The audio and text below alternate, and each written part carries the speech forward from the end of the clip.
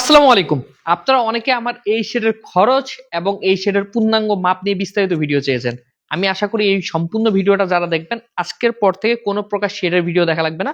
আপনারা এই ভিডিও দেখার পর পূর্ণাঙ্গ ধারণা পাবেন যে আপনার একটা শেড করতে কেমন খরচ হতে পারে এবং প্রত্যেক গরুর জন্য কতটুকু জায়গা লাগে এবং প্রত্যেকটা গরুর জন্য কতটুকু জায়গা থেকে শুরু করে যা যা যাবতীয় শেডের কাজ সবকিছু এখানে আমি আলোচনা করব। প্রথমে আমি এটার খরচ সম্পর্কে আলোচনা করি। এই শেডে আমার রড, সিমেন্ট, ইট, গিট্টি বলেন, বালু বলেন, মাটি বলেন, যাবতীয় যত খরচ আছে, যেমন এখানে আমার মাটি ভরাট করতে হয়েছে, এই সব মিলে আমার খরচ গেছে হলো 5.5 লক্ষ টাকা। রাজমিস্ত্রির খরচ 3 লক্ষ টাকা, টিন লেগেছে 2 লক্ষ টাকার এবং টিনের সাথে অন্যান্য যা লাগে, এঙ্গেল লেগেছে 1,20,000 টাকার, গ্রিল গুলা লেগেছে 1 লক্ষ টাকার, আর অন্যান্য ফোম টোম যা আছে এগুলো লেগেছে 1 লক্ষ টাকার, টিন মিস্ত্রি লেগেছে 30,000 টাকা। টোটাল হলো 14 লক্ষ টাকা। এই 14 লক্ষ টাকায় আমার খামার কমপ্লিট। আমি বলেছিলাম এর আগে যে 13.5 লক্ষ টাকার মধ্যে আমার খামারটা অনেকটা হয়ে গেছে, বাকি যে কাজগুলো আছে 50 থেকে 1 লক্ষ টাকার মধ্যে শেষ হবে। তো 50-এর মধ্যে শেষ হয়ে গিয়েছে। আর ওইখানে 50 খরচ করার মতো আছে, যেটা আমরা এখনো করি নাই। যেমন এখানে আমরা একটা টানা গেট দিব, যেটা এভাবে ঠেললে এদিকে চলে যাবে, টানলে আবার এদিকে চলে আসবে। আপাতত আমাদের রেগুলার ঠেলা গেট আছে, মানে আমাদের এক খামারের ভিতরে যেহেতু এই খামারটা, মানে ওই খামারে একটা গেট দিয়ে এটা চলতেছে। ভবিষ্যতে আমরা এখানেও সেপারেট গেট করব, যখন আমরা এই দুইটা পার্টিশন আলাদা আলাদা করে নিব। ওই খামারটার পার্টিশন যদি আলাদা করি, এটা যদি আলাদা করি কোনো সময়, সেই সময় এই কেচি গেটটা আমরা ব্যবহার করবো এখানে। আপাতত এই গেটের প্রয়োজন নেই, কাজে খরচও 50,000 কম আছে। তো এটা করলে কিন্তু আমাদের খরচ 50,000 বাড়বে। এখন আমরা আসি এই যে শেড, এই শেডের মাপ নিয়ে। আপনারা বলেছেন যে এক গরু থেকে আরেক গরু চারের দূরত্ব কতটুকু দেওয়া হয়েছে। এই যে যদি দেখেন আপনারা, আমার এইখান থেকে এইখানে আপনি যদি দেখেন, এক চারি থেকে আরেক চারির দূরত্ব হলো 4 ফিট। এখন আপনারা বলতে পারেন যে 4 ফিটের মধ্যে 4 ফিট তো পুরাটাই আর পাবে না, খাবার জায়গা কিন্তু আরো মোটামুটি 5 ইঞ্চি 5 ইঞ্চি, মানে এই যে খাবারের যে চারির যে জায়গাটা, দুই পাশে 5 ইঞ্চির গাঁথনিতে কমে যাবে। এখন এই গেল হলো আমাদের মানে খাবার চারির মাপ। আর শেডের মাপটা যদি আমরা বলি, এই শেডের মাপ আছে হলো 29 ফিট বাই 60 ফিট, যেখানে 30টা গরু আমরা রাখতে পারবো, মানে এই শেড অনুযায়ী। বাট এইখানে আমরা দেখেন আপনার চারি করার পর কিছুটা আমরা ফাঁকা জায়গা পেয়েছি। এর কারণ হলো ওই যে বললাম যে আমরা 4 ফিট যেটা রেখেছি, এটার মাঝে তো আবার এই 5 ইঞ্চির মধ্যে দুইটা ইটেরই ভাগ আছে, মানে 4 ফিটে একটু কম আছে আমাদের। এগুলো প্রত্যেকটা চারি একটু একটু করে কম আছে, একটু একটু করতে করতে আমাদের কিছুটা জায়গা বাড়তি হয়েছে, যেটা আমরা রেখেছি হলো একটু হাঁটা চলাচল করার জন্য। বাট আপনারা 4 ফিট রাখবেন। আমার জায়গা স্বল্পতা ছিল, এই জন্য আমি 4 ফিটের থেকে একটু কম দিয়েছি। এর আগে 4 ফিটে দিছি, বাট এইবার একটু কম দিয়েছি, যাতে আমার সামনে আমি একটু হাঁটা চলাচলের জায়গা পাই। মানে এটাই যে 4 ফিট হলো, এটা তো এখানে হাফ পাবে, এখানে হাফ পাবে, পুরাটা তো আর পাবে না। পুরাটা পেলে দেখেন যে আমার মোট মিলে কিন্তু দুই পাশে 2 ইঞ্চি 2 ইঞ্চি করে 4 ইঞ্চি এমনি কমে যায়। তো যাই হোক, এটা আমরা 4 ফিটে ধরবো এবং এটা আদর্শ মাপ হলো 4 ফিট। 4 ফিট হলো আপনি যে কোনো ধরনের গরু পালন করতে পারবেন। অনেকে বলেছেন যে এই শেডের এই যে মাটি থেকে এই উচ্চতাটা কতটুকু, তো এটা আমরা সামনা থেকে দেখাবো। এই সামনা থেকে যদি দেখাই, যে পাশ থেকে গরু খাবে এই পর্যন্ত যদি দেখাই, এটা থেকে এটার উচ্চতা হলো দেখেন 25 ইঞ্চি। আমি আবারও দেখাই, এই যে দেখেন এখানে 25 ইঞ্চি এখানে উচ্চতা, এটার উচ্চতা হলো 25 ইঞ্চি। এখন 25 ইঞ্চি হলো এই সাইডের উচ্চতা, বাট আমাদের এই যে এইখান থেকে এই যে গরুর গলার উচ্চতা, এটা হচ্ছে 20 ইঞ্চি। মানে 20 ইঞ্চি পরেই গরু খেতে পারবে, মানে এখান থেকে গলাটা যাবে। কারণ এটা যদি বেশি উচ্চতা দেয় তাহলে গরু কষ্ট হবে খেতে, মাথাটা ভিতরে প্রবেশ করাতে। এই জন্য বাইরের সাইডে 20 ইঞ্চি পাবে, সাইডগুলো বেশি, বাট এই মাঝখানে কিন্তু ঢালু করা। এই গেল হলো আমাদের চারির মানে উচ্চতাটা 25 ইঞ্চি, বাট ঢালুর জায়গাটা হলো 20 ইঞ্চি। অনেকে বলেছেন এই গর্তটা কত। এই গর্তটা আমি যদি আপনাদের বলি, এই গর্ত আমাদের দুই সাইজে করা আছে। যেটা ছোট গরু, সেক্ষেত্রে আমাদের গর্তগুলো আছে মোটামুটি 8 ইঞ্চির মতো। বাট এটা কিন্তু 8 ইঞ্চির মতো হলেও এটা ঢালু দেওয়া, এই জন্য 8 ইঞ্চি। এখন অনেকে বলতে পারেন এই 8 ইঞ্চিতে কি গরু কি খেতে পারবে?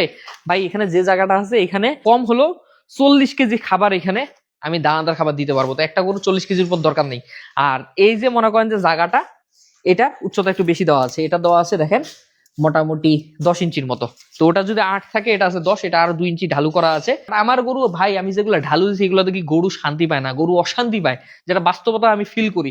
কারণ গরুর মনে করেন গলা এখানে লেগে যায়, একেবারে গলা লেগে গিয়ে ও যখন মাথাটা দিছে ঢুকায়, শান্তি করে খাইতেই পারে না। কারণ গলায় সবসময় একটা চাপ, মানে গলা এই জায়গায় ধরে থাকে। যখন ও গলাটা যখন একেবারে নিচে নামায়, খেতে খুব কষ্ট হয়। তো আমরা পরবর্তীতে আমাদের যে চারিগুলো ছিল, এগুলো প্রত্যেকটাই আমরা আবার মাটি দিয়ে সিমেন্ট দিয়ে এগুলো উঁচু করেছিলাম। উঁচু করার পর দেখি যে না, গরুগুলো খুব শান্তি করে খেতে পারে। তো এই জন্য এবার আমি চারিগুলো করেছি এরকম, মাটি থেকে এই পাশের গুলো 10 ইঞ্চি উপরে, এই পাশের গুলো 1 ফুট উপরে চারির আমরা এই ডাউনটা রেখেছি। এতে করে গরুটা খুব শান্তি করে খায়। এই যে দেখেন এই গরুগুলো খাচ্ছে, একটু কাছ থেকে দেখায়। এই যে দেখেন এখানে এই গরুগুলো আজকে এনে ঢুকাইলাম, দেখেন দানাদার খাবার খাচ্ছে, কি শান্তি করে খাচ্ছে না? একটু ভালো করে দেখেন তো। ও আজকে প্রথম আসছে তো ভয় পাচ্ছে, এটা আমাদের নতুন গরু। বাট দেখেন এখানে যে খাচ্ছে, ওর কোনো সমস্যা মনে হচ্ছে? কোনো সমস্যা মনে হয় না। এটা খুব শান্তি করে খেতে পারতেছি। অনেকে আমাদের বলছেন যে ভাই এই যে রাস্তাটার মাপ কতটুকু, এই রাস্তাটা আমরা রেখেছি পুরো 4 ফিট, 4 ফিট হাফ ইঞ্চির মতো দেখাচ্ছে। তো ওই 4 ফিটই আমরা 4 ফিট হিসেব করে রেখেছিলাম। তো এই দুই পাশে 4-এর মাঝখানে যে রাস্তাটা, এটার প্রশস্ত হলো 4 ফিট। এখন এই যে ফ্লোরের যে মাপটা, এই যে এই পর্যন্ত ড্রেনের, এটার মাপটা আপনাদের দেই। এটা আমার দেখেন আছে হলো আপনার মোটামুটি 9 ফিট 4 ইঞ্চি। তার মধ্যে আমরা 4 ইঞ্চি বাদ দিই, কারণ ওইখানে আমি একটু আগিয়ে ধরেছি। আপনারা দেখেছিলেন যে আমি কিন্তু এই যে এইখান থেকে ধরেছিলাম আমার নিজের সুবিধার জন্য, এই যে এইখান থেকে, কারণ এখানে আমার প্রায় 5 ইঞ্চি বাদ হয়ে গিয়েছে। তো ওই সব করতে গেলে আমার 1 ইঞ্চি কম 9 ফিট হয় এই জায়গাটা। তো গরু দাঁড়ানোর জন্য আমার জায়গা আছে 9 ফিট। এখন 9 ফিট জায়গা দেওয়ার পর এখানে দেখেন আমার গরু এই পর্যন্ত আসছে, এইখানে গরু আসতেছে, এর বেশি আসে না। গরু আসার পরও আমার প্রায় 3.5 ফিট জায়গা এখানে ফাঁকা থাকতেছে, যেটা আমার কোনো প্রয়োজন নেই। মানে গরু এ পর্যন্ত দাঁড়াইতে পারতেছে, মানে গরু আমার আপনার 5.5 ফিটের মধ্যেই দাঁড়িয়ে যাচ্ছে। 5.5 ফিটের পর এইদিকে আর গরু আসতেছে না। বাট আমরা এটা 9 ফিট এই কারণেই রাখছি, এটা ছোট গরু, এটা 88,000 টাকার গরু। এই গরুটা যখন 1,60,70 বা 2 লাখ হবে তখন ওই গরুটা আসবে এই জায়গায়। এইখানে যখন আমি 1 টন ওজনের গরু পালন করবো তখন আসবে এই জায়গায়। তো আমরা এটা রাখছি এই কারণেই যে আমরা হাঁটা চলাচল করতে পারবো, গোবরটা শান্তি করে টানতে পারবো। 2, আজকে থেকে ভবিষ্যতে যদি আমরা কোনোদিন যদি 1 টন 1.5 টন ওজনের গরুগুলো পালন করি, তারপর এখানে অনায়াসে গরু থাকবে, অন্তত এর থেকে বেশি দূরে আসবে না 1-1.5 টনের জায়গাও। মানে এই স্পেসটা আপনি যত ভালো পাবেন তত আপনার জন্য ভালো। গোবর টানতে সুবিধা হবে, গরু বের করতে সুবিধা হবে, যে কোনো কাজে সুবিধা পাবে না। ড্রেন দিয়েছি আমরা 10 ইঞ্চি, এটা আমি আগে থেকেই জানি, বাট তারপর মাপ দিলাম। এই যে দেখেন এখান থেকে ড্রেনটা আমার আছে 11 ইঞ্চি। এটা 11 ইঞ্চি থাকার কারণ এই যে ড্রেন কিন্তু 10 ইঞ্চি আছে, দেখেন এই যে ড্রেন 10 ইঞ্চিতেই আছে, মানে এটা স্লোপিং করে দেওয়া আছে। তো এই জন্য এখান থেকে দেখাচ্ছে 11 ইঞ্চি। তো ড্রেনটা আমাদের বলা হয়েছিল যে 10 ইঞ্চি রাখার জন্য। তো মোটামুটি এই মুখ থেকে 11 ইঞ্চি, এখান থেকে 10 ইঞ্চি, বাকিটা পানি যাওয়ার জন্য আছে। তো ড্রেনের মাপ আমাদের 10 ইঞ্চি, বা অনেকে 1 ফিট করেন, 1 ফিটও ধরে রাখতে পারেন। গরু দাঁড়ানোর জন্য জায়গা হলো 9 ফিট। আরো কিছু জিনিস দেখাই যেগুলো না দেখালেই নয়, খামার করলে যেগুলো করবেন। এই যে দেখেন এই যে রিং আমরা দিছি, এটা দেওয়ার কারণ কি জানেন? এই যে রডটা দিছি, এই রডটা কিন্তু ভিতরে এইভাবে করে বাঁকানো আছে, এইভাবে করে, এই যে এরকম রডগুলা এরকম এইভাবে করে দুই পাশে বাঁকানো অবস্থায় আছে। থাকার পর এগুলা পিছন দিয়ে লক করে দিয়ে সিমেন্ট দিয়ে রাখা হয়েছে, ওই পাশে প্রলেপ দেওয়া হয়েছে, যেটা এই যে বাঁকানো গুলো দেখবেন না, এগুলো ভিতরে কিন্তু এইভাবে করে বাঁকানো আছে রডগুলা। তো এটা চাইলে সারা জীবনে বের হবে না। এই যে রডটা আছে, এখানে একটা চুরি দেওয়া, এখানে আমি দেখেন একটা যদি বাদ দিই, এই রড সেম এই সাইডেও আছে, দেখেন এই পাশেও একটা চুরি দেওয়া, চুরি বলেন বা রিং বলেন যেটাই বলেন। এখন এই গরুগুলাকে আমি যদি দুই সাইডে টানা বাদ দিই, গরু উঠবে চুরি উঠবে, গরু নামবে চুরি নামবে, গরু উঠবে চুরি উঠবে, গরু নামবে চুরি নামবে। এর ফলে আমার যেটা হবে যে একটা গরু আরেকটা গরুকে গুতাইতে যাবে, গুতাইতে কখন যায়? যখন দড়িটা লম্বা হয়। বাট এখানে আমার দড়ি ছোট দিলে সমস্যা নেই, ও উঠছে দড়ি উঠছে, ও নামছে দড়ি নামছে।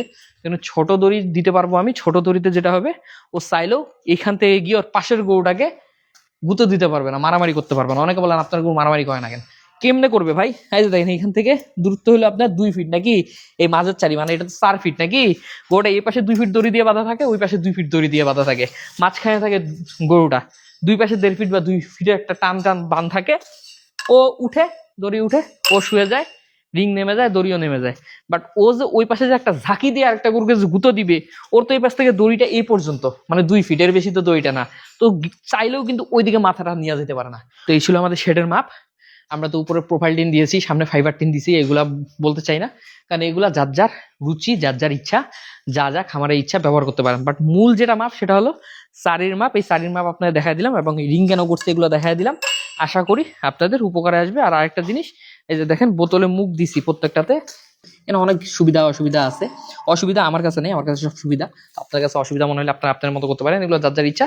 মাপগুলোর প্রয়োজন ছিল, মাপগুলো দিয়ে দিছি। আশা করি এই ভিডিওটা দেখার পর আপনার মাপ সম্পর্কিত কোনো তথ্য আর লাগবে না। যদি লাগে তাহলে জানাবেন, ভবিষ্যতে আবার জানাবো। বাট আমার মনে হয় এই ভিডিও দেখার পর কারো কোনো প্রকার শেড নিয়ে কোনো প্রশ্ন আসার কথা না। ভিডিওটা অনেক লং হয়েছে, তবে এই ভিডিওটা যদি দেখেন, অন্তত আপনার জীবনে আর দ্বিতীয় কোনো শেডের ভিডিও দেখতে হবে না। আপনার প্রোফাইলে ভিডিওটা শেয়ার করে রেখে দিতে পারেন। আশা করি এই প্রোফাইলে এই ভিডিওটা ভবিষ্যতে আপনি দেখে আপনি আস্ত একটা শেড খাড় করিয়ে দিতে পারবেন ইনশাল্লাহ। ধন্যবাদ সবাইকে। আসসালামু আলাইকুম।